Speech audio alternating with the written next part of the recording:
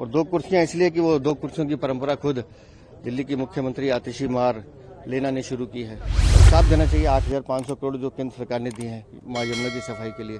जरा देखें क्या हालत है। हमारी दाईं तरफ हरियाणा है, बाईं तरफ यूपी है। अब उल्टा पानी यूपी से कैसे आता है मुझे नहीं मालूम, हम नहीं समझ सकते, या उल्टी हवा उधर से कैसे आती है। यमुना के अंदर जो इंडस्ट्रियल वेस्ट आता है वो सोनीपत पानीपत से आता है। जब हम सुप्रीम कोर्ट जाते हैं और सोनीपत पानीपत से वेस्ट बंद हो जाता है तो यमुना के अंदर अमोनिया अपने आप ठीक हो जाता है।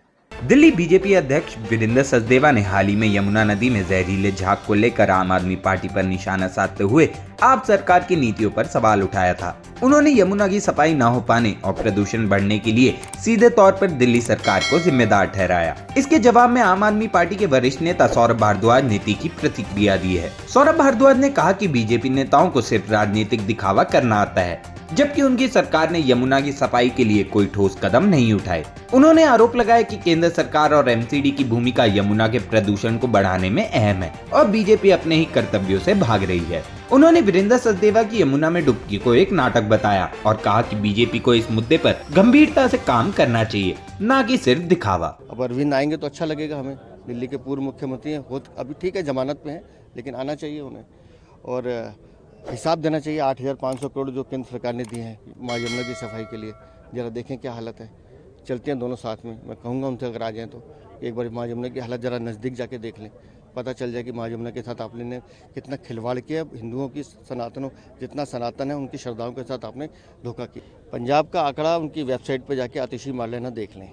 15 सितंबर से लेकर 22 अक्टूबर 2024 तक 1581 मामले पराली के पकड़े गए। ये सरकारी आंकड़ा है। पर्दे के पीछे जो है वो हज़ारों की तादाद में है, लेकिन आतिशी मार लेने की मजबूरी है कि पंजाब सरकार को डिफेंड करना है, क्योंकि पंजाब सरकार हेलीकॉप्टर प्रोवाइड सर्विसेज है जो अरविंद केजरीवाल के लिए सुविधाएं देती है, तो इसलिए उनको बचाने के लिए उनको बोलना पड़ेगा। और रही बात यूपी की, तो मुझे इतना ज्ञान नहीं है जितना आतिशी मार लेना को होगा। हमारी दाईं तरफ हरियाणा है, बाईं तरफ यूपी है। अब उल्टा पानी यूपी से कैसे आता है मुझे नहीं मालूम, हम नहीं समझ सकते, या उल्टी हवा उधर से कैसे आती है, क्योंकि हवा भी इधर से आ रही है और पानी भी इधर से आ रहा है। तो जवाब तो आतिशी मार लेना कोई देना होगा। बहुत गलत बात की वीरेंद्र सचदेवा जी ने कि यमुना से तो माफी मांगी मगर गंगा से नहीं मांगी। जहां लाखों करोड़ रुपए केंद्र सरकार ने खर्च कर दिए और कहा गया था कि गंगा को साफ करेंगे, वो गंगा आज भी उतनी मैली है। और इनके पास तो सारी शक्तियां हैं।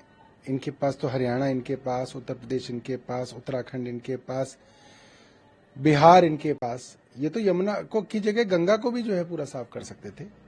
और जहां तक यमुना के अंदर इंडस्ट्रियल वेस्ट का सवाल है, दिल्ली में तो इंडस्ट्रीज है नहीं। इंडस्ट्रियल वेस्ट तो पानीपत और सोनीपत की जो ड्रेन है उससे आ रहा है। और ये तो मतलब कि ये तो एनजीटी के अंदर ये बात कई बार आ चुकी है। ये बात तो सत्यापित बात है, इसको कैसे झुठलाया जा सकता है। तो अगर वीरेंद्र सचदेवा जी सही में इसके लिए जो है सीरियस हैं तो वो हरियाणा सरकार से बात करें और जो पानीपत और सोनीपत से जो इंडस्ट्रियल वेस्ट आता है उसको बंद कराएं।